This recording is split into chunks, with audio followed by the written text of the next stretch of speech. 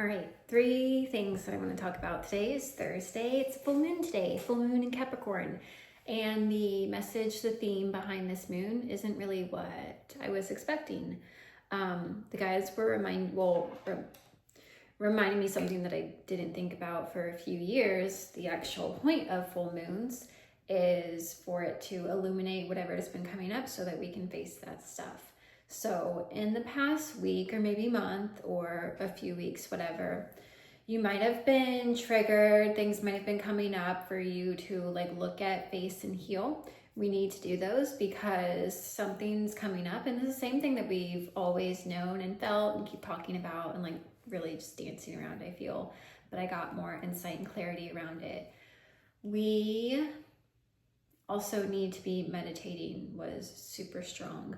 I was giving a reading to somebody yesterday and we've been talking for a while, so I'm used to everything that her guides are saying, and they started to say there's something that you need to be doing, you're in the right place, right time. And then it was almost as if we hit the pause button and somebody came in and said, but you need to be meditating. I've been getting this message for a while and I've had a little groove and a little practice, but it feels that that's super duper important. So I'm going to talk about that. But the other third thing that I want to talk about was, have you ever seen Twilight or a new moon? I think it actually is. In new moon, the vampires are getting ready to face the other vampires, and that was the metaphor for what I got that's going on right now. So let's backtrack and start from the beginning.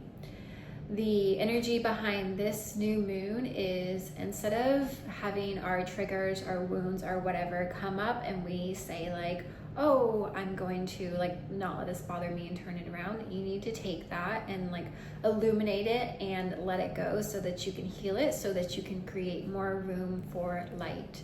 This more room for light is important because this new moon reference of what we're coming up against is almost light against dark, but the dark is the people that are in the dark. It's almost like neighbor against neighbor, but everybody who is on this side feels like it's a lot bigger, a lot more people, a lot more light. I don't know, it's 70 against 30%, I guess, of the world or the collective. But the 30% is really strong because it's people that are in the dark that are holding on to, no, I was told this, I believe this, my family, whatever, blah, blah, blah. All of the illusions that they're still holding on to is almost not making this a fair fight, but that being able to cross that threshold, I guess, is really hard for us to not bring people to the other side, but show them the truth so that they can be having a better light. Spirit guides have been telling me for a while, I think since November, to get ready to be a lighthouse of a leader or something like that. And I said, cool, yeah, I can do that.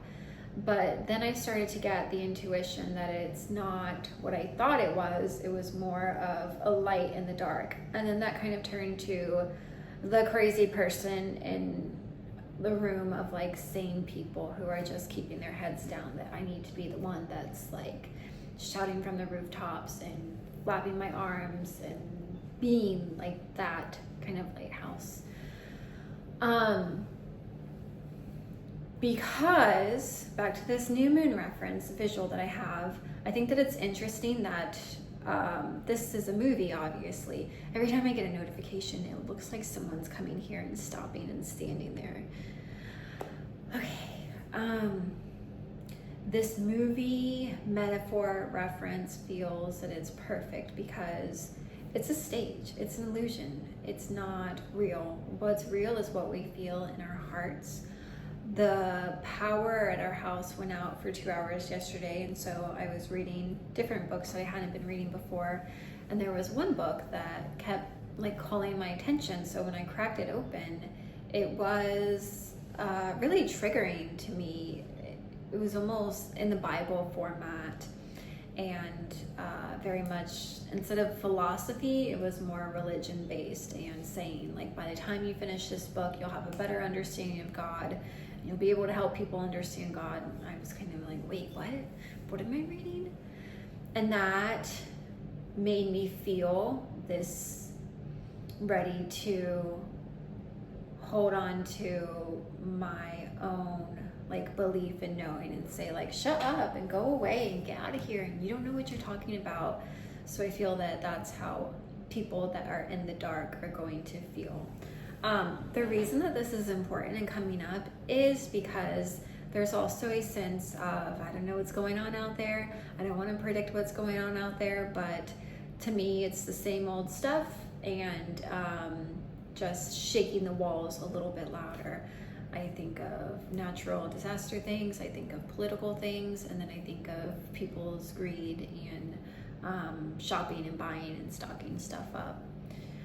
So the other thing that was really important was to be meditating. And before I'd started channeling or really any kind of psychic readings or mediumship, I was practicing meditation because I kept hearing, if you want to learn how to do this, you got to meditate. So I thought that that was the answer for everything. And it kind of was the like catalyst that propelled me into most of the stuff. But it feels that now that's coming back around super strongly. If you were to be told, if you want your intuition to be so strong, if you want to be able to have your connection so strong, if you want to, oh people, if you only knew what I was doing. I'm always making a video. If you wanted everything to just come online for yourself, then meditating for 22 minutes is how you get past that threshold. Meditating now doesn't feel how meditating 5 years ago, 3 years ago, 2 years ago, maybe even 1 year ago was.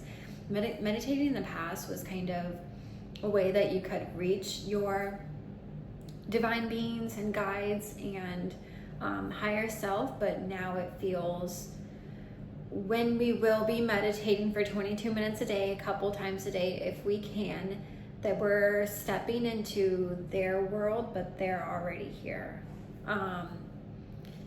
So meditating in the past was kind of like, I am here, I am sitting, I am letting go of my stress, and I'm grounding, and I'm doing all of this good stuff, and oh, I'm making connections over here. Meditating now feels, once we sit our butts down or whatever, the stuff that's already around us, we're just going to be able to open our like metaphoric eye and be like, oh wow, I can see everything and I know this. It's kind of hard to explain, but it also reminds me of movies and simulations.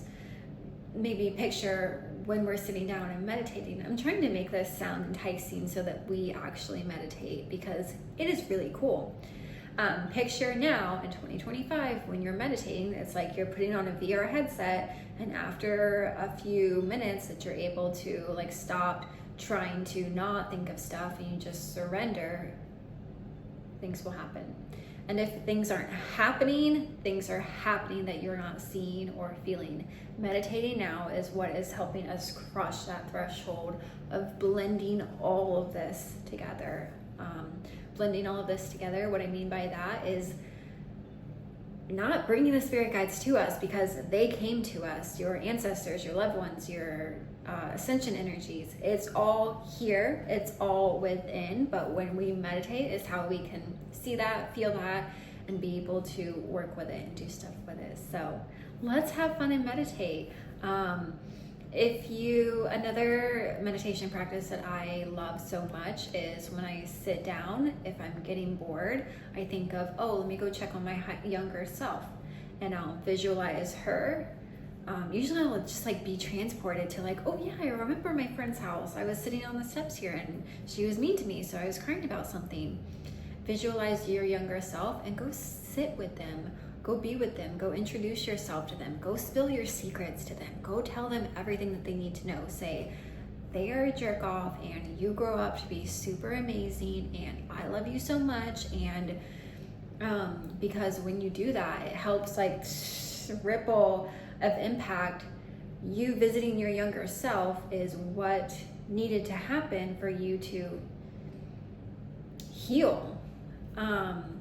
that's a whole nother tangent. I think that the power of talking to our younger self, thinking that time is not linear, so you can go to the past, you can go to the future, and bring all of that with you, that information that you get with you, but you can also manipulate the time in a beautiful way that's going to help your heart and your soul heal something. So, and I have like 4 YouTube videos on that about younger self and future self visualizations, because anytime somebody needs it, I'm like, I got you, I'm gonna make you a video, even though I have so many videos about it. So look that up if you want to too. It's always super special and super magical. But let's meditate and see what happens.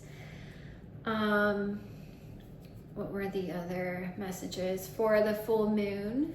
Look up things that you want to release, things that you don't want to bring into July 11th anymore, because July 11th is also really high energy, like another intense, not portal, but it seems that if you've been following for a little bit, every single Friday is something, and then every single Monday is another thing. So our weekends are set off by whatever energies that we've been facing throughout the week, and then something happens on Friday that's kind of, what did you learn? And then the weekend we integrate it, and then Monday is a new thing. So really exciting stuff, really fun stuff.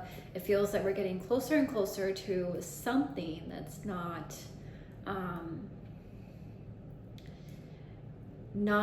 that's still a bit unknown, I guess I'll say that.